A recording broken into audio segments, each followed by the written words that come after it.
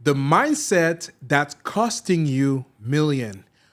What's going on? What's going on, fam? This is your boy, Storyseller Jet, with another episode of the That's So Fire talk show. And today, I have my friend here all the way from Naples to come here to be dropping some knowledge on the show. Let's go. Dan, how's it going, man? Jet, man, I'm excited to be here, dude. I know we talked before and we had so much good conversation. That alone could have been a podcast. Yeah, he was awesome. Yeah. Great call. Just love everything that you shared Thank on you, man. that pre-show call. And I am super pumped that you are going to share that with Yeah. our audience today. And Let's I think it's go. going to be fire. Yeah, absolutely. So today we are going to be talking about a lot of really cool things. We're going to talk about mindset. We are going to be talking about faith a little bit. We're going to be talking about success in business. So, but more importantly, the whole podcast is going to be focused around mindset. So if you have some limiting beliefs, if you have some mindset issues and mindset things that that is kind of holding you back to release that big plan that God has for you, I would highly encourage you to tune in today. Are you ready? Bro, let's go. Let's go. Let's go, baby. Let's go. So, first question, can you please share a little bit about who Dan is, and then we'll dive into the talk show today. Well, who Dan was a guy who was kind of stuck in a lot of his limiting beliefs. A guy who, at a young age, pretty much did not have a dad. You know, he was in a bad accident. My mom was challenged with a myriad of stuff and was kind of tossed around like used newspaper. I realized this just recently, Jet, that I didn't really understand what love was, which I know sounds weird, but I just had this recollection, understanding of this most recently, and being married and having kids for, all my kids are adults now. Only the last 3 to 5 years have I really understood what this love really is. Now, I'm a believer in Christ. I understand that love, but I maybe didn't know how to express the love because the human love wasn't always shown to me at a young age. So really, it was a guy that kind of had to make it my own way. If anything was going to happen, it was because of me. I burnt out at a very young age doing food service and got into real estate investing because I found that's the way you can make some money. But even through that had its challenges. Oh, yeah. And had some real limiting beliefs that I kind of had to come across or really break through, rewrite, or what I call flip my identity to really step into who I knew I needed to be and God designed me to be. Yeah, absolutely. And I know you have some books that you're working on too, and we'll chat about that later I love it. too. Yeah, that would for be sure. awesome. Yeah. Man, that is incredible. Like what you just shared, it could be a whole masterclass in itself already. Absolutely. Yeah, I'll come back to some of those. Yeah. But one of the very first questions that I typically have for anybody that comes on the show is, what is their origin story? Yeah. Well, for me, I think it was finding my voice. So at a very young age, actually high school, I was a very shy kid. I had a lot of things. I was overweight. Again, I was tossed around a lot, so I was in a lot of different homes. And for whatever reason, because I had to get college credits at that time, I was going to go for additional education, and I had to take an advanced AP high school course, and one was public speaking. Don't ask me why I signed up for that, Jet, but I did, right? Because I had to fill it with something. And the day came where I had to give my speech, and I was sweating bullets. Now, at the time, I was working at a Pizza Hut restaurant, and I would always ham it up with the people after hours, and I would take like a soda pitcher and talk into it. And I sounded like a radio DJ. I'm like, hey, it's Pizza Hut FM, right? So I was just sitting there sweating, and all of a sudden it's like, what if I was up in front of the room and used a soda pitcher and talked? Because that was kind of my crutch to give me the confidence. I'm like, that's absolutely stupid. Stupid enough to work, right? So I asked my boss, hey, can I borrow this, bring it back the next day? Not an issue. So here I come into class, had a backpack, right? And all of a sudden I get up like, Dan Alborn, your turn, shaking and shivering. I walk up to the front of the room, and I pull out of the backpack this soda pitcher, and I already could see people looking at me weird, right? I was kind of the kid that didn't really fit in with anyone, but I wasn't at enemies with anyone. I kind of just faded into the background, right? So I started doing my speech in the soda pitcher, and I did the thing, and I got done, and everyone's like, dude, that was amazing. And people were coming up to me after class, and at that point in time, Jet, I knew I had a voice, right? I realized that I had some type of talent. At that time, it was a pitcher. But I realized that people appreciated me for me. And that was the first time I kind of felt that. And that was really my first foray into like teaching, education, speaking, something that I feel is God's gifted me to do today. Yeah, absolutely. You touch on something that is very important. I think we should touch on that a little bit here, which is confidence. Yeah. Obviously, you decided to do all of that with no confidence, and you were using something else as a crutch to build your confidence. Yeah. What advice would you give for anybody that feels stuck right now that may need something to build their confidence? What are some of the things that they can do to build their confidence? Well, I think it starts with you have to get comfortable being uncomfortable, Jed. I mean, for me to even think about take a soda pitcher to school and then talk into it like a complete what I thought was maybe a more, just absurd thing to do. I thought it was going to be the laughing stock. You have to call your shot. You have to take some risk, right? So there's part of that of just getting uncomfortable, doing something that you've not done before. We all know the definition of insanity, right? Doing the same thing over and over and expecting different results. We all know that. So you have to be willing to do that. And then I would also say is like, just try different things. Some stuff's going to stick, some won't, but you'll never, whatever the Gretzky quote is, you miss 100% of the shots you don't take, right? Mm-hmm. So it's the same idea. Like, take your shot, see what happens, and then get up and try again. I mean, I had nothing to lose at that point in time. Either I was going to get an F, which I think I got like a B- on that speech for whatever reason. I don't remember why exactly. But yeah, so I mean, luckily it worked out for me. But if you know who you are deep inside of you, Jed, I think the thing is you just have to be confident enough to take those small steps. And it's getting 1% better each day. So it's not like you have to make this giant leap and step into something that's great, although that may happen. But quite honestly, it's just taking those small things, and that's how you build on that confidence. It's those small wins, bro, that really help you get to the bigger story. Absolutely. And also, it's funny how sometimes the things that we think that may not amount to anything, the little, tiny little things that we were even afraid to do are the things that are going to be setting the stage to what the future is reserved for you, to accomplish. Yeah. So now looking back to that moment, what has that done to your life today? Well, it's been transformational. I mean, because of that, I realized I have something to say. People were interested in that. I mean, from that, I went into the restaurant industry at age 18. I was running my own restaurant. Wow. And like I said, I burnt out. I was the store manager, right? And I just realized working 80 hours a week, doing it all myself, because that was my mantra to this point, because no one was going to help Dan. If it's going to happen, it's because of Dan. But then I realized there's this thing also called collaboration that really comes in handy as you get through life and business. But that was a God thing, because he realized that season or that chapter of my life had to close. And then I stepped into broadcast. I went into radio. I did, top 40 radio for a period of life. So that kind of further highlighted that. So here I'm not only talking on the radio, I'm doing concerts, getting in front of thousands of people, and that doesn't affect me. Like that most people, that's one of their biggest fears is public speaking. Yeah. But for me, it's like, that's easy. Yeah. Like, it's not a big deal. Yeah. You kind of preaching to the choir right now. Yeah. Public speaking has been my biggest fear. Yeah. And funny enough is I decided, doing a podcast. Yes. Right? Funny enough, that was the reason why I decided to start doing the podcast, because that was something that literally scared the heck out of me. Like all of the limiting beliefs in my mind, thinking about, hey, what if I don't say something correctly? Yeah. I have a super sexy accent. What if people start making fun of my super sexy accent? Right, yeah.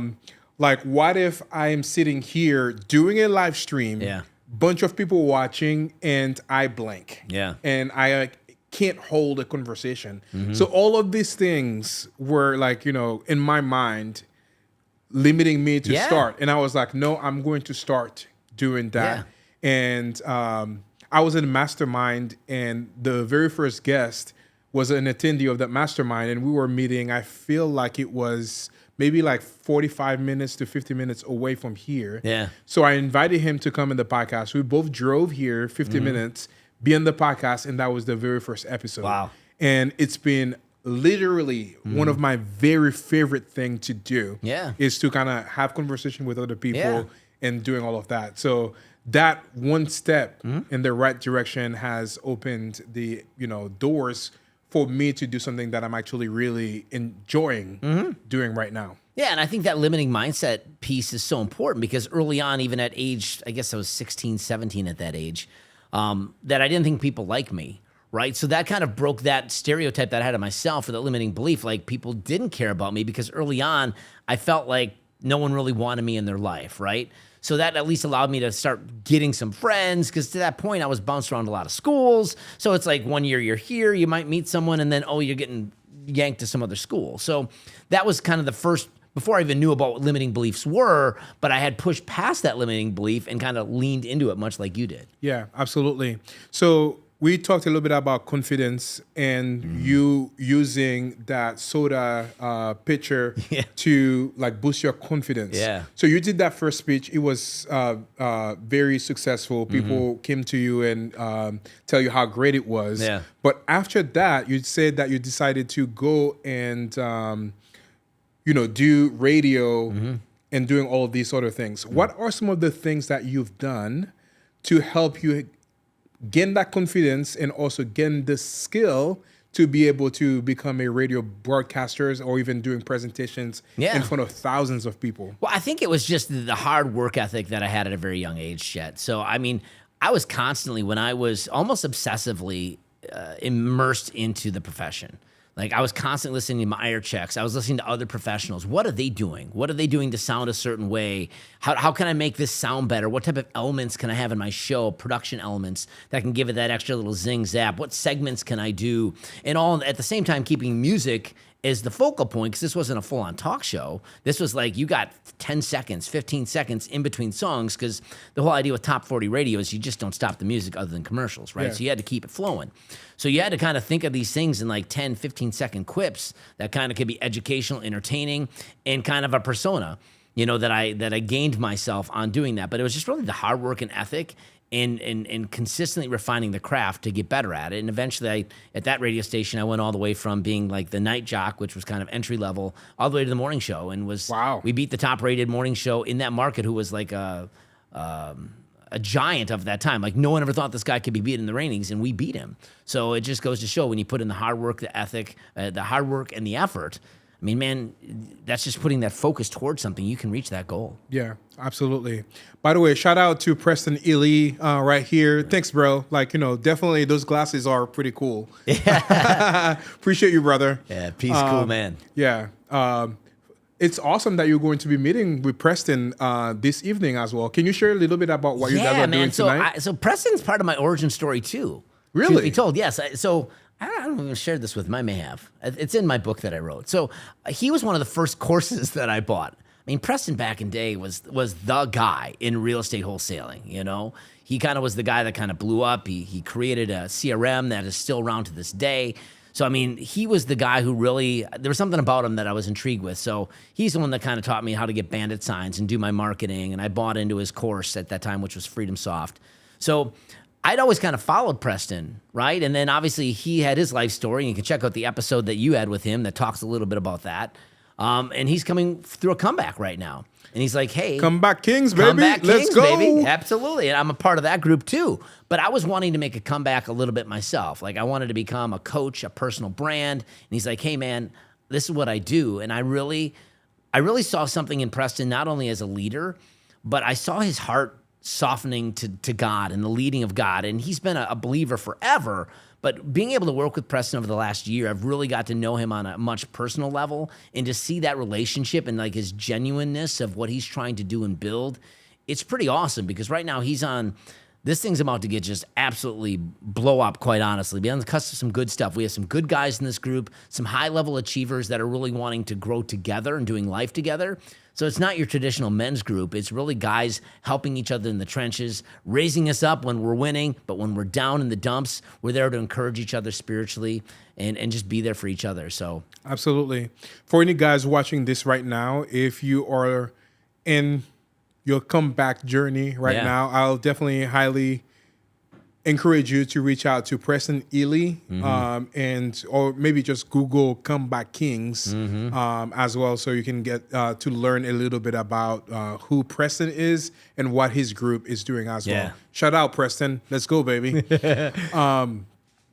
So for somebody that wants to develop that communication skills, whether they want to start a podcast or they want to do public speaking, what are some of like 0 to 1? What are some of the advice that you would give them to be able to get out there and be able to present on a podcast or a talk show. Yeah, radio. man, the game's changed so much. You know, when I got started in this, that was like probably, golly, 20 years ago. And I got to broadcast school and how to pronounce words and enunciate and all that fun stuff, right? Bro, that is so what people don't want today. They want a more raw, real version of people. You know, some of the guys that I follow on the socials are just being themselves. There's this guy, Ethan Bertrand, and this guy started at I don't know, for whatever reason, he's connected with me. Just a dude that was 600 pounds, just documenting his journey. So really the biggest thing I'd say, Jed, if you want to be better with communication, is just go out and put yourself out there. And it's scary to put the camera in front of your face, but everyone has the ability to do social media. And just talk about your life journey. Just be honest. And I think if I start doing that, you're going to get more confidence in who you are. And before you know it, you're going to learn a little bit of that craft and what it takes to make that work if you so choose to do that. But then it's just talking to people and having conversation. I think the biggest thing that really can impact not only you and others is make it more about other people. Yeah. You know, find out what's going on in your life. Jeff, what's going on with you? Tell me what's new, what's different. People, one, love to talk about themselves, but they also want to be heard. So if you can be a caring person, ask good questions, be genuinely curious, you're going to develop communication skills that far surpass podcasting, public speaking, whatever. You're going to be able to connect to people on such a deep level that you're going to provide value to them and impact. And I think that alone is really part of who I am, and what I'm really passionate about is impacting and changing lives. And that's part of everything that I do behind the scenes. But I think if you can do those things, that really can be a game changer for you. Absolutely. One of the biggest advice that I received from Myron Golden was the most important skills that you can develop right now is communication. Yeah. And he broke it down into 4 different categories. The first one is communication with God. Yes. The most important, like your daily prayers, like, you know, your time spending and reading the Bible and connecting with God. Second one is communication with others. Basically, doing podcasts, doing public speaking, doing social media content, and doing all of that. The third one is communication with God, communication with yourself. So like what's happening between those 2 ears. Like a lot of us, including me, sometimes like you can hear it. Like there's like one angel and one devil on my shoulders. Sure. And both of them are just like bickering against each other. So like telling myself like things that I should not be telling, like, you know, that I would not like have somebody tell somebody else. So like developing that and changing that. So communication with yourself. And then the fourth one is communication with AI. So obviously the age that we are in right now, the people that are using that technology and communicating well with it are going to be getting better results. Because if you put, you know, crap into ChatGPT or any of those tools, you're going to get crap out. Absolutely. And then I had a conversation with my friend Brian Snyder, and he says you should add a fifth one to that, which is communication with your spouse. Yeah. Because bro, that's so true. Yeah. Like even in my world, like I feel like I'm a really good communicator, and over the last 4 or 5 months, my wife and I have just went on the next level journey. Like we've leveled up of just having open, honest, raw communication, like sharing stuff, like me personally, because I've always been a clam. Because I've been so hurt in my past. Like I've not been able to open up. And it's crazy. We've been married, 25, 26 years, I guess, in a few days. Wow. Yeah, so it's like, it's just now that I'm beginning to open up. But you're right. I feel like I'm great communicating with her, but sometimes the people we love the most are the toughest people to communicate with because they know us are good or bad and are ugly, right? Yeah, for sure. 100%. And I had that heart-to-heart conversation maybe like just 3 days ago when my wife called me out and said, hey, you always leave the most important part of the conversation out, which I feel like I'm doing a great job in kind of communicating with her. But like she called me out, and obviously the way that I even connect or talk to my brother here, who's running the show here, is different. So like communication with those that are closest to you, I think is very important Yeah. and really totally different than any of the other types of communication that you might have with other people as well. Yeah, I do think the third thing that Myron was saying was also equally important because we typically don't take the time to get introspective. Yeah. We're so busy dealing with you, dealing with this. We got business, we got life, we got family. But how often do we sit back and reflect, like you said, what's going on between these two earlobes, right? Why do I respond that way? You know, why is if someone cuts me off in traffic, I drop an F-bomb? Yeah. Like there's reasons behind that. And sometimes you have to get to the source of it because that's all stuff you can change who you are. Yeah. So if you really take the time and the effort to pour into yourself that way, that's where you can see really things move mountains in your life. Yeah, absolutely. Now, going back to your radio days, Yeah. what was the biggest lesson that you've learned throughout that journey? The biggest lesson that I learned that it's not about Dan. So back then I had an honor name. It was Haji. You know, I lived behind this persona, right? I was kind of this crazy wild guy. I started as a stunt boy, got arrested at a school. We don't have time for the full story. I got it in my book. So if you get that, you can read it. But I guess what I realized is it was all about me. It's really about me. And Jet, when I left radio, it was a different time period for me, really refocused my life to spiritual things. And I kind of took a back seat. I stepped away from being a public speaker. I stepped away from it's being about me and me being out there because the focus was toward me. So as I've kind of reclaimed that identity piece of me that I knew God designed me to be, I changed from a different angle. Instead of it being Dan forward, it's God first. It's like, Lord, how can you use me? I guess the easiest way that I put it, bro, is I'm this empty vessel that God's created. And although I fill it sometimes with some of my personal garbage and baggage and maybe my own personal desires and wants, I need to be humble enough to be like, all right, Lord, I'm empty.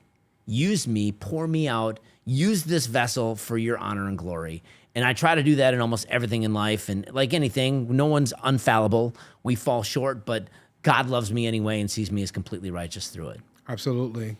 That's kind of cool though. I didn't know that you had that whole persona before, like, you know, during the radio and doing all of that. That's kind of, Well, I mean, the industry pumps you up as such. Yeah. You know, because it's like you have to be this larger than life personality. It's like over the top, crazy. And at that time it was top 40 radio in the late 90s, early 2000s. So you always wanted to have this bigger than life personality. And that's just the road that I claim myself to be. So I was trying to live this life, and it almost was a crash and burn because I almost lost my wife over it, right? Wow. I started going down this path, looking at the grass greener on the other side, and quite honestly, if it wasn't truthfully for the unfortunate event of 9/11 that rocked my world, and I got home from that, we were literally, the weekend before, I told my wife, you need to go, we're going to get separated. And then that event happened. I was literally the morning show DJ the day that the planes went into the Twin Towers. And everyone's world that was alive during then were rocked. And we were all glued to the television. And God grabbed a hold of me fiercely and said, Dan, you're throwing away something. Don't do it. So I called my wife and said, hey, here's the deal. Let's make this work. And it was a reclamation process. But my wife has completely forgiven me for my transgressions at that point in time. We have an unbelievably strong relationship. But yeah, and that's why I stepped away from that because it was toxic. It was hurting people. Yeah. Because it's about me. Like, Yeah. It was almost like I was going in almost like a bulldozer. You're not getting in my way. It's all about Dan. yeah. And I realized that only serves me. And at the end of the day, I value people way more today. And that's one of my mantras for this year is I want to connect with people on a deeper level. I want to know people, Yeah. you know, and that's important to me. Absolutely. So I think during those times, there might have been something maybe positive that came from that, which is personal branding. Yeah. Which I believe that is like one of the most important thing that people can do right now for their brands. Oh, absolutely. So what are some, obviously that the positive side of things, Yeah. what are some of the things that you've learned that you've taken and apply today to your personal, like growing your personal brand? Yeah, I think we all have our own personal brand. Just be you. You know, I wrote a book, literally. I mean, if you'd have told me a little over a year ago that, Dan, you're going to write a book, I'd be like, you're absolutely crazy, dude. Like, not a chance. But God's like, you're going to write a book. So I literally took on this journey and hammered this thing out in like 2.5 months of just Wow. nonstop, like constantly. Like, my wife thought I was crazy. Like I went from like not wanting to write a book to like putting my thoughts on paper. And next thing you know, I'm just spending hours and hours till 10, 11 o'clock at night, writing, 5 revisions. Again, it's not perfect, but it's my story. And what I found is that we each have our own story. And there's an element of ourselves that we can share with others that can impact other people. You know, my story, I've shared some of them today. Jet, you have your story. If you're watching this podcast or listening to this, you have something to share that could be valuable to someone. It's taking the time we talked before, getting real and honest with yourself. And I think humbly coming to God and be like, Lord, how can you use me? How can I impact people? And maybe it isn't necessarily having a podcast and doing that, but you can still have a personal brand where you ultimately can be in front of people and help and impact people that way too. You know what I'm saying? Yeah. So I think it's really getting to know who you are, what value you can provide, and how can you help others. So if you can see what skills, gifts, talents God's given you, he's given us all some, and then just helping other people. That's what talents and gifts are for, to help others, not for ourselves. You know? Yeah, I just love what you just shared so much because it's so important. And I feel like this is probably one of the biggest mistake that people make when they're thinking about building their personal brand on social media and growing their business that way. Is they focus on a lot of like, hey, putting themselves on the pedestal. I'm the guru. I'm the man. Yeah. I'm the top dog. Yeah. Come to me and I'm gonna help you. Instead of like, flipping that on its head. Hey, I have an amazing story. I have a journey. I've been through where you are. Let me show you the way. Absolutely. Instead of like, thinking about the guru way, take the approach of being the guide for those people. Well, I was going to say why that's important is people trust.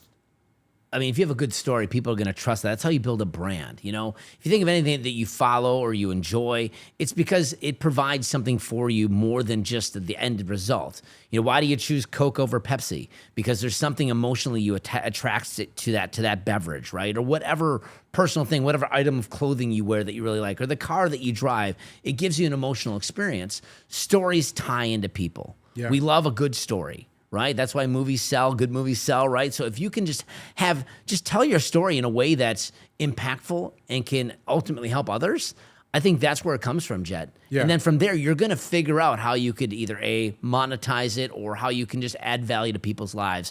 If you serve first, the rest follows. Yeah, and that's another big lesson I learned from Myron. Like, there's no way that you can be successful if you're taking the approach of serving people first by providing massive value to other people. If you keep doing that and not really focusing on building wealth or building income, that's gonna come. 100%. That's gonna come by just focusing on providing as much value.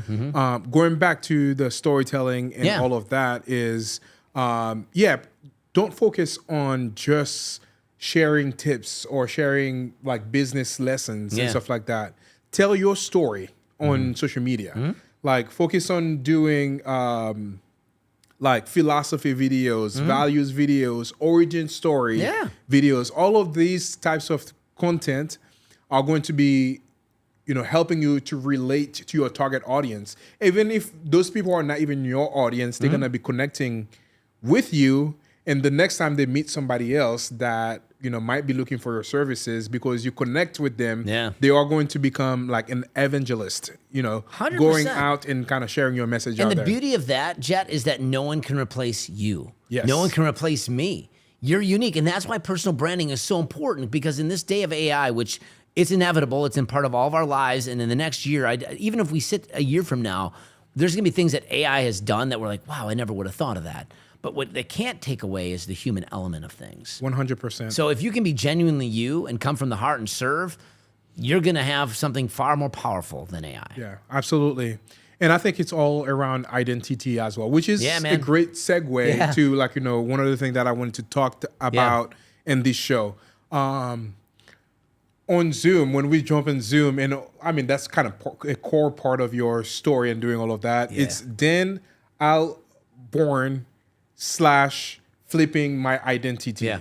Right? Yeah. So where did you come up with that? Like flipping my identity? Yeah. So the story from that comes, I've been in real estate investing now for 16 years. And the first 12 years of that, Jet, I failed forward, man. I was not great at it. And what would happen is I'd do a deal or two, and then it would kind of fall apart. I was living paycheck to paycheck. I wasn't really seeing the success of others. I saw other people. I'm like, I can't be that guy in market. You know, they're doing things different than me. I just can't do that. But I grinded it out, you know. And then the real tipping point to me came one day when a good investor friend of mine reached out to me and said, "Hey, Dan, you all right?" I'm like, "Yeah, why?" Well, come to find out, I was on the foreclosure list because I'm about to lose my home. Here I am marketing to people on the same list that I'm also on. Very embarrassing. I brushed off like, oh, it's good, it's fine, it was a mistake, whatever. Well, if it wasn't for a good friend of mine who bailed me out for $5,000 to bring me current, I realized at that point I never wanted that to happen again, right? So then I started taking it more serious, running it like a business versus a hobby, but yet there was still just something missing. So fast forward, I had some good friends of mine, and we joined into business February of 2020. Like, Dan, you're great at sales. We're great at the back end, which I'm like, that was not me. So it's like, let's roll. Well, then what happens March of 2020? Oh, yeah. The world shut down. Down. Bro, that was a tough time. Yeah. Well, Yeah. it was, unless you're in real estate. Real estate actually did pretty well during the pandemic time. Yeah, it was like for me. I was just like saying the other day, my brother was actually making fun of me because I say that in another podcast. I started getting PTSD from watching kids show, like on Prime. Yeah. Because during that time I was working at home, and all of my kids. My wife is in the healthcare industry. Oh, a for physician. sure. Yeah. So she had to go to work. Yeah. So I was like watching my kid at that time while trying to work. And sometimes I would put like, those shows on TV, like Prime shows, like, Yep. And every single time some of those come on Today. and it takes, today, it takes me back Right. to, those like time. Yeah. Like, it was like crazy. Yeah. So anyways, we had a pivotal point. It's like, all right, we're in a month. What do we want to do? We're like, well, we've only been in for a month. Let's see what happens. And of course, the next 2-3 years were great. We're doing deals. We're building a small team. We felt like we were really getting traction. Well, fast forward to 2023, they came back from a mastermind, and they had said, Dan, we really love working with you. We just don't want to be in business with you anymore. And that hit me like a ton of bricks, Jed. Yeah. Because the reality is they had all these other endeavors. They were lending private money. They did some commercial real estate. This was my meal ticket. And at that point in time, I thought maybe I should call it quits. But where this all stemmed from, a good buddy of mine had given me an invitation to go to Tony Robbins' Unleash the Power Within. It was virtual. And this was literally the same month that this happened. So I went through that, and that was transformational. Because what I realized during this 4-day, I don't know how many hours, it's crazy. It didn't seem that long. I realized I had some limiting beliefs. My limiting beliefs were I wasn't worthy. I had a really negative view of wealth, which prevented me from stepping through into things. And then I also realized that perhaps I wasn't a good father or husband, right? So I had some really self-limiting beliefs. I didn't think I was healthy. So I rewrote those beliefs through Tony and then just going through this journey that I deserve wealth and I'm a good steward, right? I am a successful real estate investor. My kids love me and I'm a good father. I'm going to make healthy decisions and be an epitome of good health, right? So these are statements that I rewrote and then literally took massive imperfect action and catapulted from doing 1 to 2 deals a month to doing $500,000 in 8 months. So I rebranded this business in 30 days, started from pretty much scratch, and then just kicked it off and did it. It's because of those limiting beliefs. And those are the limiting beliefs that if you have, is what's stopping you from really stepping into who you want to be. And that is really what I teach in my course. Because truth be told, I don't have any fancy CRM or marketing system. Like a lot of the things that I teach are just common real estate principles. But what I also realize is that 83% of people who get into real estate never do a deal. And you want to know why, Jet? Why? It's because of the limiting beliefs. Yeah. So what I teach is, yes, I give you all the tools, things I do in my business that are successful. I open up my business, show you how to do it, follow the steps. But also let's work on your mindset. Yeah. So I help them through that journey. It's an 8-week course.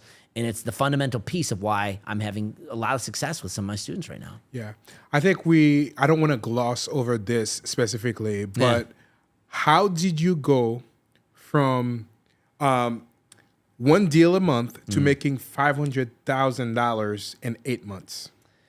A lot of grit, a lot of determination. And I think the imperfect action was huge. I think also getting a mentor. Because at that point in time, I just realized I needed to bite the bullet. And it was probably a God thing at that point in time. I signed to get in someone's funnel for $49. The next thing you know, someone's like, hey, we can take your business to the next level. And what I did is I was very intentional with that mentorship. Like I listened to what I need to do. I listened and implemented the things they told me to do. And then as it didn't work, we tweaked and made changes. And I started tracking things that I never done before. Lo and behold, if you track something, you can actually see progress, right? Interesting. So those three things alone, from the imperfect action, the mentorship, and tracking, what allowed me to scale, right? And then eventually I brought on a small team, and I have a lot of those people like day one that are still with me today that are in my business. Yeah, that's incredible. What is the biggest advice that you would give to someone around getting the right mentor? I think there's got to be a personal connection. There's different men and women for different men and women. Different strokes for different folks. So you have to find someone who actually understands you. Some people like to be coached and mentored, like, you need to hold me accountable, and then there's a penalty, right? But some people like maybe a little bit of a different approach. So you have to find out what one's going to drive you. You don't want someone being your cheerleader, never pushing you, right? That's what a good coach and mentor should do. They should open your eyes to see what's possible, right? And then they challenge you to step through that. It's still up to you, though, Jet, the student or the mentee, to do the activities, right? But a good coach is going to be there to help you along the way, pick you up when you're down, help encourage you, and then refocus at the target. Because it's not a straight line, bro. I mean, there's some ups and downs, and you have some big ups and sometimes some small downs. The goal as you grow and scale is you minimize the gaps, right? So you're not this big of drops and some highs and lows. And before you know it, there's not too many things you aren't going to experience on a day-to-day basis that you can kind of be more level and you consistently build on the things that are working. Yeah. And you say something that is super key, and I would like to expand on that as well, is a lot of people, they get the mentor, they get the coach, but they're not implementing what the coach is telling them to do. Yeah. What would you tell them? It's mindset again. See, that's why I spend so much important time of like, there's limiting beliefs that there's a reason why you're not doing it. Why is it the reason that I didn't go to the gym for so many years? Because I didn't think like I could. But I had to realize I had to create new patterns. I had to create new habits. I had to tell myself that like, I am worthy enough to be healthy. I didn't want to be sick and ill and things anymore. So I made changes. How bad do you want to be a real estate investor? What do real estate investors do? What are the skills they need to do? And then you need to give yourself permission and grace, because you're going to fall every now and then, to get back on the horse and do the tasks over and over again. So it's understanding, why do I feel that way? And a lot of it is, truthfully, Jed, is that we have things in our past. It could be generationally. Like for me, I didn't come from money. I had no success. No one in my family had anything, right? We were pretty poor. So I had these limiting beliefs around money. So that was preventing me from early on doing the things necessary to step past the hard. I would get adversity and shut down, right? And that's what happens to a lot of people. They're like, oh, I guess this just isn't me. This is how it always was. No one in my family's been successful. That's just hogwash, man. The beautiful thing is your brain is like a piece of plastic. And there's these neural pathways that go back and forth. And there's rutty roads that are kind of initially paved with our past and our history. You can literally retrain your brain with a super highway of concrete and become this new version of yourselves. But it starts with the origin of where that comes from, recognizing that, replacing that, and then reinforcing it, which is the 3 R's of what I talk about in my Flipping My Identity program. Yeah. Can we talk about those 3 R's? Yeah, man. Yeah, absolutely. So it starts with getting real with yourself. We talked about this before. Of like, are you actually getting quiet to understand, why do I respond that way? Why do I shut down? If someone says something to me, why do I get upset? You have to really get real with yourself. And it could be there was a childhood moment, a traumatic event that you had. It could be just your generational lineage. Your parents were always that way, so that's the way you are. You can live that dream or lie what it is, or you can rewrite that and rewrite yourself a new story. So once you understand where that comes from, and then you recognize that, then you rewrite that, saying, well, listen, that's who I was, and there's no shame in it. That's where you give yourself grace. You move past that and say, this is who I want to be. This is who I feel like I am deep down inside. And then you start now rewriting these new, and it's through the power of an I am statement, like saying, I am, and even pointing to yourself, I am going to be a successful real estate investor, right? And it's writing these things down and then reinforcing that. and saying it daily, and then finding the things that other successful people do. For me, it's real estate investors, whatever it be, podcasters, social media, whatever that your jam is. Like, find out what they do well and start doing the. You don't have to all figure it out. Be okay to fail. Give yourself grace when it happens, because guess what? You are fill in the blank. That's your I am statement. Your I am statement before is like, I'm not good enough, or I can't be successful. You basically have to destroy that. You reinforce that, and then basically you live from that every day. Yeah. Can you list those 3 R's for me one Yeah, more time the first for is going to anybody? be recognize. Recognize the base of the problem, right? And then you rewrite. So you're going to rewrite new identity statements that's going to rewire the neural pathways in your brain. And much like going to the gym, you don't show up one day and have muscles and be lean. You got to go daily, right? And really put in the work. So you're going to reinforce this by now reading things. What do other successful people read? What do they do with their spare time? Who do they surround themselves with, Jed? Yeah. Get around a room of people who you want to be. That's how you rewire your brain. It's not just a lot of foo-foo and I am statements and like just self-proclamation. It's like doing the things in addition to that, but it starts at the core of recognizing the base of where it comes from, giving yourself grace to say that was my past. This is who I'm going to be from this day forward, and stepping into that. Boom. I love it. How do you get rid of the self-limiting belief around building wealth? For me, I had a splat. I was just sick and tired. When my partners at that time came to me and said, Dan, we don't want to be in business anymore, my mind immediately went back to losing my house. That was the first thing that I thought. I'm like, I'm going to lose everything. Oh, woe is me. See, I knew I couldn't do, so all those things came. So what I realized is I was just sick and tired of doing that. The same thing with my health. At my heaviest, I was like 260 pounds, a shell of, maybe 2 times what I was before. And I was just sick and tired of being overweight. I was sick and tired of having no energy. I'm getting not any younger. So I literally took the things necessary to no longer be that person. So I went back to the origin of who I was and realized, listen, I don't want this in my life anymore. And I had to start doing different patterns, different things. It's breaking the cycle of where you came from. I was actually just listening to something from Dr. Joe Dispenza, and he just gave this fact. By the age of 35, about 98% of our patterns in life have already been pre-programmed. So you pretty much go through life on autopilot. Wow. So if you think about that, you need to break who you were to become who you want to be. Mm-hmm. And that just starts with self-recognition of that, right? And then doing the things necessary to change that. And that's how you rewire your brain.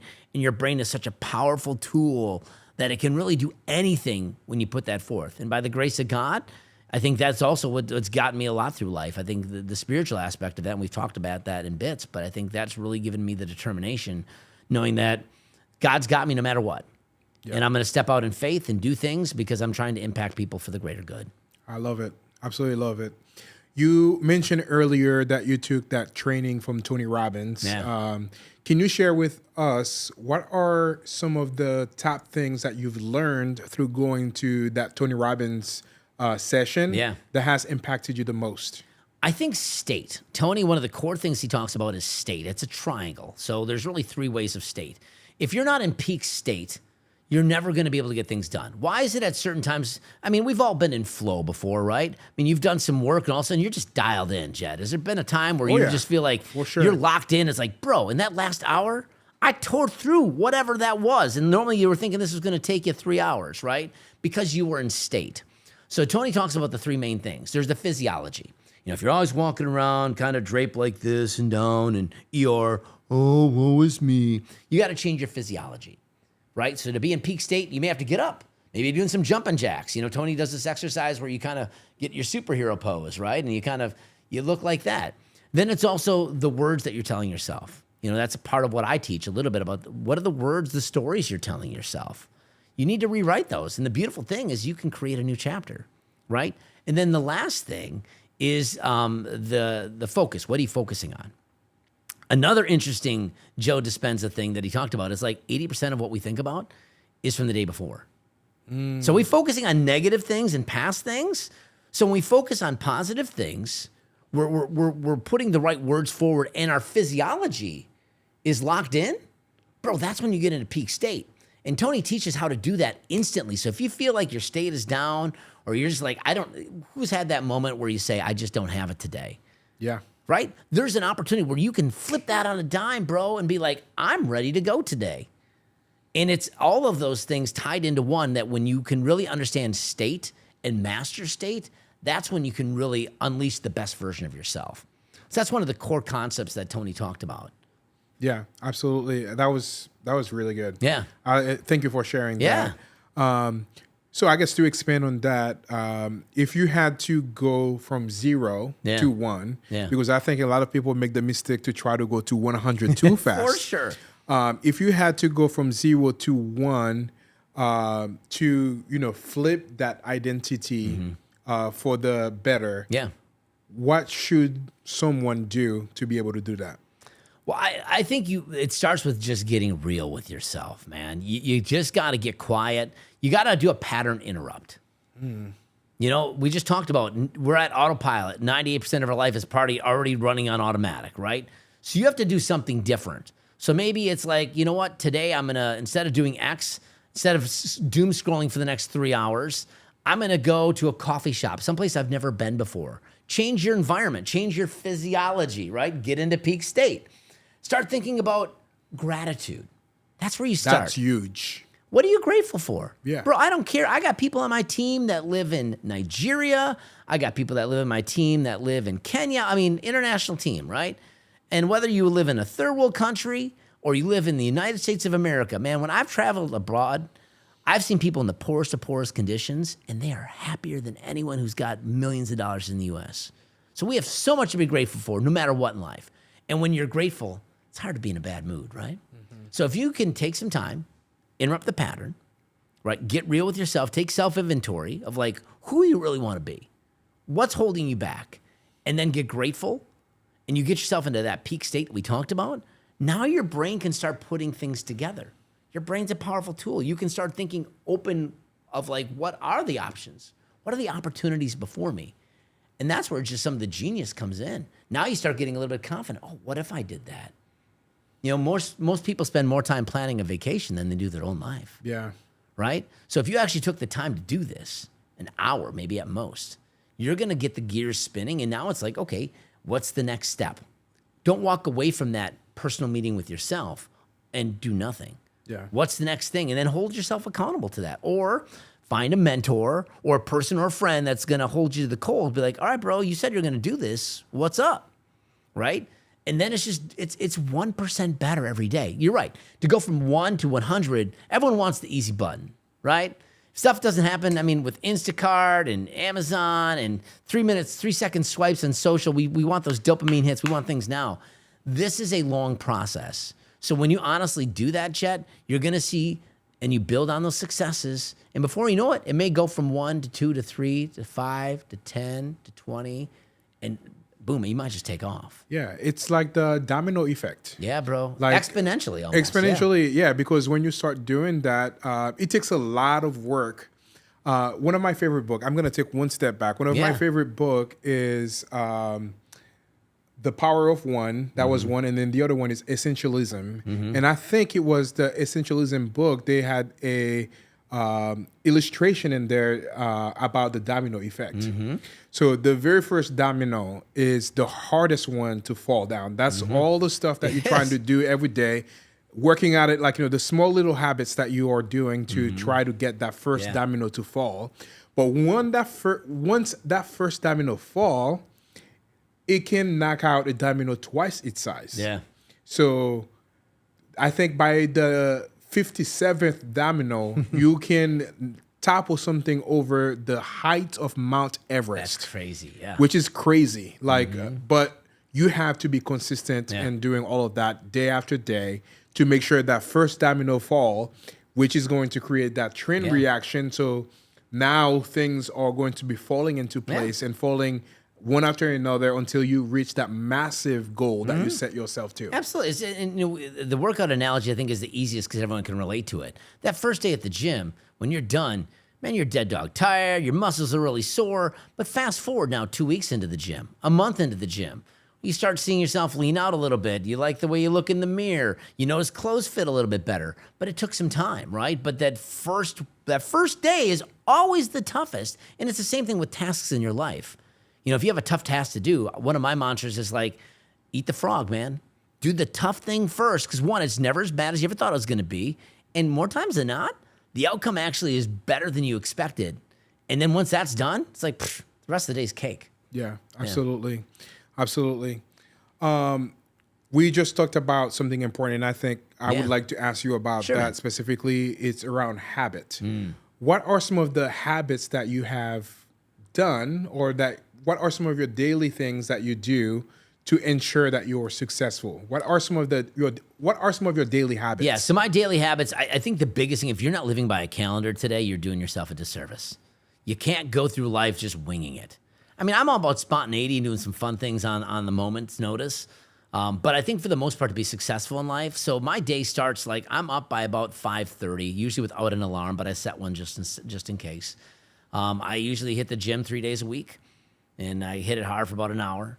I come back from that gym, make myself a little breakfast, which is pretty boring, but it's usually oatmeal and like protein powder. And then I spend some time. I have some quiet time with God. You know, and it's nothing crazy, nothing super organized. I just go, and right now my biggest thing is I've been going through different books in the Bible, and I get to the point where I just stop and just chew on it. Like I could be sometimes 3 verses in. I'm like, well, wait a second, what is that saying? So I'll do some research. I'll look this up. I'll look at that. I'll use ChatGPT to be like, hey, what does this mean? You know, leverage tools using AI, right? And then it's like, oh, wow, God. And that's how he speaks to me. God speaks to me through his word, through life experiences, through people, right? God speaks in a lot of different ways, but that's how he speaks to me. And once that's done, that's maybe from 30 to 40 minutes. I get going on my day. I'm in office by probably 8:30-ish, usually most days. And I work, you know, from like 8 to 5, 8 to 6 most days. Wednesday's kind of my creative day where I try to leave more openness so I can do things like this or just create social media or just allow myself. One thing I learned recently about myself is I have to do something creative every day. Otherwise, I get burnt out because the grind of just business sucks, right? So I got to find myself doing something creative, whether it be creating something socially, you know, just artistically doing something, and that feeds my inner man, right? It feeds me. So I think that the habits are important, that you have to create these habits, and if you don't have them today, it's a pattern interrupt. You know, I mean, me moving to Florida literally over a year ago was a huge pattern interrupt because I had the way that I did things when I lived back in Wisconsin. And now I come to a place that it's a brand new area. It's an hour time difference. You know, I don't know a lot of people. The business was the same because I had that still going for me. It wasn't a brand new business, but everything else was different. So what I was able to do is then create new patterns that served me and the outcomes that I was able to do. And it's all on my calendar, bro. And I'll say it like this. If it's not on my calendar, it's just not going to happen, bro. Yeah. And I kind of noticed that too because last week when we talked about it, and you said, it's like, yeah, bro, we need to schedule it for next week because I have like specific, you know, things that I need to do. And that was actually a lesson that I've learned from somebody too. Yeah. Like by day stacking activities, meaning like on Thursday, this is the only day that he does meetings. Yeah. On Wednesday is the only day that he does social media or kind of stuff like that. Yeah. Kind of creating that calendar so that way when you have your executive assistant that might be helping you scheduling some things, they can think, okay, I know on Thursday is the day that, you know, he wants to have meetings. Correct. So that makes it super easy and super streamlined, you know, for, you know, somebody to help you like that as well. Yeah.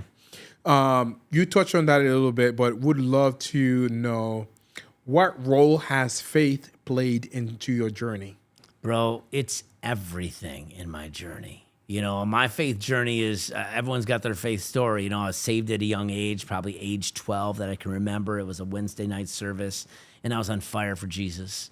And then I realized not everyone's on fire for Jesus, right? And then I was going through my teenage years, and I saw some hypocrisy in the church and stepped away from that and went and lived a life like any other human being. Like you went to know me different from anyone, you know, sex, drugs, rock and roll, got into radio, got into that scene, right? I reconnected my life with Christ back at 9/11 that I talked about, right? And kind of almost went the polar opposite, literally, from, you know, living this lavish lifestyle, just unconcerned about how God would see it, to then going almost the exact opposite of a super conservative, very legalistic background. The one thing that it had done for me is I learned a lot about the Bible. I learned a ton about God's word. But even through that journey at the church I was in at the time, I had some questions. And I was in that area for like 19 years. And there's some questions that couldn't be answered. And then there came a point in time that we had to leave that church.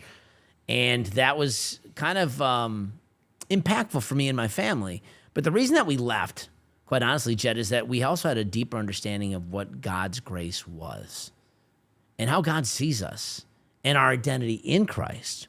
So now when I talk about flipping your personal identity, another piece of what I teach, I have a heavy faith component in this because I believe without that, you're nothing.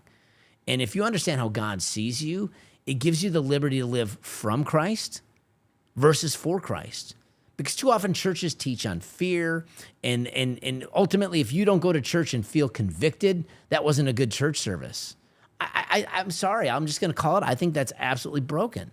Like, why do we have to feel like dirty, rotten worms? What did Christ do on the cross? He said, it is finished.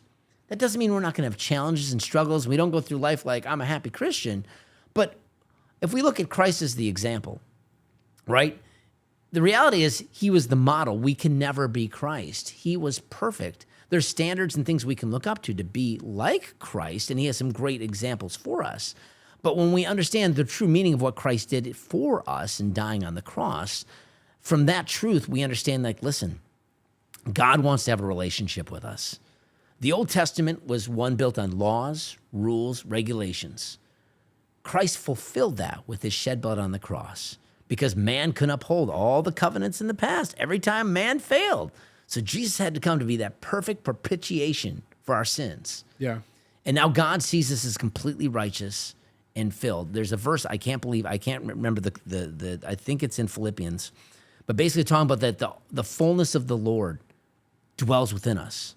Not 5, not 10, not 15%. Yet 100% of God is within you and me right now, bro. If you truly believe that, I mean, I'm telling you, everybody listening, that if you truly believe that the fullness of God resides in you, bro, that's incredible. Every time I say that, I don't know about you, I get goosebumps right now just telling you that. So when I understand that, God sees me, whether I got mad and flipped someone off in traffic, or I perhaps went to a bad website that I shouldn't have went to, or whatever the case, whatever struggle we have, we all have sin, right? That's not our story. Christ paid for it all. And once we understand that God loves us through that, the crazy thing is we don't feel like we have to do more. We live from Christ. So our behaviors change from that truth versus like, I got to change all my behaviors to get God right with me. No, bro, you're right with God. Live from that. Understand that. That's the identity piece that all the other church experience I've had to this point were teaching me. Like, you got to do more, be more, get your life right with God. You've turned your back on God. No, we can quench the spirit. We can limit its effectiveness in our life. It never leaves. Yeah. It's always with us. Absolutely. So once I understood that truth and it opened up my eyes, bro, it really impacted the way I see life and the way I live. And truth be told, my life's changed for the better. I'm sinning less. I know it's crazy, but I'm living more for God, feeling like, because you're never going to live up to that standard that is Jesus, right? Absolutely. Man, that was so good. Now that we are nearing the end of the talk show, it's been a fantastic talk show. Blast. I love it. Yeah. It's been almost an hour, and we typically go for an hour. But yeah, for sure. I have a few more questions for you. Before I jump into like the 5 questions that I always ask. We didn't talk much about your real estate business. Funny these conversations go that way. Yeah, go ahead. Yeah, for sure. Yeah. But you are here in Florida, and your business is still in Wisconsin. Yeah. What is the biggest advice that you would give to anybody that wants to run a real estate business remote? I think you had to be intentional. So, I mean, this is the 3rd iteration of my real estate business. And when I redid it this time, I knew that at some point in time, I just wanted to have the quality of life. So my kids were all out of the home, and my wife and I always wanted to live near the ocean. And I had a good buddy of mine that lived in Naples. And, we came down here and we fell in love with Florida. I mean, it's beautiful down here, right? The year before, I was in a Wisconsin winter. My face hurt going out to my car. I'm like, bro, I'm done with this. right? So what I was very intentional that I was able to figure out that, hey, I can still buy properties in an area that I'm familiar with, and then it's systems and people that I'm leveraging. So I'm not walking into homes. I got a service that'll go do that for me, or I have local contractors that they know what I'm looking for. I give them a scope of work. They present it to me, and based upon that information, I can ascertain whether or not this is a deal or not, right? So really what I did is for a guy that used to be belly to belly and go meet the sellers at the home thinking I could never do this, a limiting belief, I broke that and now created a business model that is far more scalable than going belly to belly. Yeah. So I think what I did, I was intentional. I had systems, processes, and people that really helped align with where I wanted to go. And it was a business that was serving me, right? But also it served other people, right? I'm serving a need for a niche in the industry, but also I wanted to serve me. So I was very intentional with building that out. Yeah, absolutely. That was great. So the whole talk show is mostly the mindset that costing you millions. Yeah. What is the mindset that is costing most people out there millions? Because it prevents you from doing the things you know you need to do. I mean, we're a procrastination nation. You know, we'll sit on the sidelines and feel like, oh, I'll do that tomorrow. Or that's just Jet. You know, and you got a great origin story too, man, of where you come from to where you are today. Yep. Right? But, oh, that's Jet. That's not me. Well, you can be Jet. You can be Dan. You just have to have faith and step into those things. And when you have those limiting beliefs, bro, you don't do the things necessary that you need to do to be successful. I love reading stories about entrepreneurs. They all got stories similar to yours and mine. They didn't just wake up one day and become Elon Musk, right? Although he's an enigma in his own right. And his story is pretty intriguing if you haven't read that. But they all have had their challenges. They've had their struggles. How did they overcome them? And when you read those stories, it gives you confidence to be like, hey, they came from nothing. What's any different from them? We all put our clothes on the same way each and every day. It's just that they took some calculated risks. Sometimes they were some big risks, but they called their shot. We talked about that earlier. They called their shot and took forward. And then when it didn't work, they were passionate enough of what they were trying to accomplish that they didn't let the small bumps in the road deter them. They re-aimed at the target and went at it again. Or maybe they went a different direction. But what you find when you start doing these things, Jet, you start redefining yourself. You start creating the identity that who you need to be. But it's those limiting beliefs that stop people dead in their tracks to get to them where they need to be. So you have to understand what they are and almost destroy them. Yeah, absolutely. So if you had to go back to day one and tell yourself a piece of advice, what would that be? I think the biggest thing is just keep taking imperfect action. You know, I think early on that was my biggest fear. I would get so close. I would even get a deal. Like, you know, I'd get $5,000-$10,000 and woohoo, this is great. And then I would just stop. Like, keep the pressure on, keep moving towards the goal. And I think once you understand what you know and you're passionate about, and then you can lean into that. And what we've talked about earlier is if you can find something that can serve other people, now you're compounding those things that's almost guaranteeing you success. Absolutely. If you had to go back to that day one again and told yourself to do something differently, what would that be? What is one thing that you would have done differently? I wish I would have gotten a mentor sooner, truthfully. I mean, because I failed for 12 years, grinding it out, thinking I can do this, I don't need that. But reality, I paid one way or another. Either I pay for the mentor or I pay the hard lesson of failure, right? Both are good.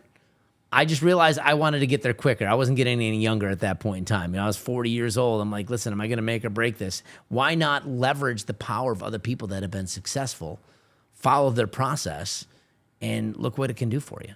Absolutely. If you had to share one book or one person or one resource that has made the biggest impact on you, what would that be? I think the book, it's a faith-based book, honestly. It's The Naked Gospel by Andrew Farley. And that book alone has helped me understand my identity in Christ, understanding that we are under a new covenant and how Christ sees me, and living from that truth has really changed my perspective that I don't need to do more to get more. I can live from how Christ sees me, and that freedom. Honestly, people think, well, that's loose grace. You're going to go and just do all the bad things. You know, the Bible says we should sin not, and true. But by living from that truth, we don't have a desire to sin because we see how God loves us. Yeah. And our actions now follow our heart. and we stop doing the things that maybe we shouldn't. Yeah. And even if we do fail, God still loves us, and then we get better. We ask God to help us with that. Yeah. Yeah. What would you say is that one thing that has contributed to your success today? I think getting myself in the room with other like-minded people. You know, every time I've leveled up, Jed, I've gotten around other people that are doing things or being where I want to be. You know, some of the groups that we're involved with, from a coaching, mentoring side of things to just other people in the real estate space. That has been huge. And then just heeding that advice and then taking it and applying it into your life. That has impacted me so greatly in the last 3 to 5 years of really absorbing in good mentorship and just finding people and getting around other investors. You know, even early on, going to like a local investment club and just staying after the meeting and talking to people. Hey, what are you doing? How is this happening? So many deals are done in those type of rooms after the meetings. So it's just connecting, and some of those people now are some of my lifelong friends too. Yeah. Absolutely. That is a really great segue to give a shout out to Tom Kroll. Let's go. Yeah, Tom. Tom is amazing. Bam. Bam. Need a bell. You have one? Hey, the Tom bell. There we go. What Tom up, Tom? Bell. Bam, baby. Bam. Bam. Good old Tom. So we're both part of Coaching Inc. Mastermind. Can you share a little bit about what that is, and why would somebody be? Why would somebody want to be in Coaching Inc. in a mentorship group like that? Well, Tom obviously is such a great person. His heart is of gold. It really is. And anyone who knows Tom and his experience, he cares a lot about people. But he's the coach's coach. You know, he's extremely successful in the real estate space, and that's how I knew Tom. And he's like, well, listen, I want to help people become coaches and be successful in this business. And Tom has a very succinct process that he talks about, like how you can grow your coaching brand, right? So Tom's system is easy to use, easy to implement, and then there's the community. And I think that's the biggest thing of this, Jet, and we didn't talk too much about community, a little bit, but I think being around those people that are also going through a similar journey and having people that are maybe a little bit higher on the pecking order and that you can use to leverage and understand, well, what are some of the learning curves that you had, or how do you do this, to people that are exactly where you're at. So you have some colleagues, some brothers in arms, right, that you're getting after together. And then maybe here's the beauty of this community is that there might be people under where you were that now you can serve and impact, right? And Tom does it. And what I love about Tom is he just makes it simple. I think Tom's saying is easy peasy lemon squeezy, right? Yep. I think he owns that domain, honestly. He does. He does. It's funny that like when you come here earlier, you said easy peasy, and the first thing that came to mind was Tom saying easy peasy lemon squeezy. Yeah, for sure. But I think that with Tom, he really breaks it down to the most simplest forms, and it's just taking the action. Yeah. And it's like with anything, it's just take this step today, do this thing. All right, get in this group, do these things, position yourself that way. It can be overwhelming if you look at it as a whole, but when you take it step by step and walk through the process, I mean, as long as you do the things, you're going to be destined for success. Absolutely. And he hosts so I know you haven't been to one yet, but I've been to 2 of them. One of them was in Orlando at the inaugural meeting for Coaching Inc. And the next one was in Nashville. Both of them were super fantastic. Was able to meet some really great people there and learn a ton. You know, he put some amazing people on stage that, like, as you said, like, you know, the people that you will learn from that did some presentations, like some fantastic presentation from those events. So if you are a coach and looking for a community, I would highly recommend Coaching Inc. 100%. And it's been incredible to be part of it. I love their calls every Tuesday. And they started doing those Thursday call too when they have like a panel where people can ask questions. That's been powerful. And learning as well. I missed the one for today, the coaching call for today, but because I was busy doing other things. But they got it on replay and stuff like that. So if you miss one, it's not that big of a deal. Yeah, for sure. Yeah, definitely would highly recommend you to reach out to Tom Kroll. Because of my sexy accent, when I say Kroll, people might be thinking about something. It's Krol.